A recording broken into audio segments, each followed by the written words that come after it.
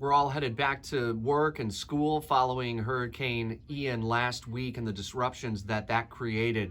In some neighborhoods, cleanup continues throughout Northeast Florida, while farther to our south, search and rescue and in some cases search and recovery operations are underway. We're continuing to follow the story from multiple angles. President Biden is set to visit Florida at some point on Wednesday. We'll hear from the governor and Florida Department of Emergency Management throughout the day, continuing to follow the updates and the local resources that have gone from Jacksonville and Northeast Florida south into the Central Florida and Southwest Florida communities. Our weather this week is going to be tranquil, dry, nice, very autumn-like out the door very early on this week. Upper 70s on Monday, near 80 degrees Tuesday and Wednesday, and then only into the mid-80s, which is about where we ought to be for this time of the year.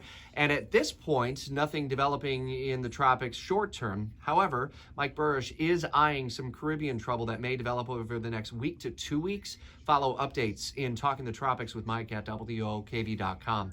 A wild series of events very late in the evening Sunday on Old Middleburg near 4 Acre nearly killed a Jacksonville sheriff's officer. He was hit in the back by gunfire. Thankfully, he was wearing the bulletproof body armor to prevent any significant damage. Still, with pretty severe bruising, we're told. He survives. The suspect involved in this apparent ambush, as police described it, took off in a stolen car and went over the Dames Point Bridge and then went over the Dames Point Bridge, jumping off, ultimately dying.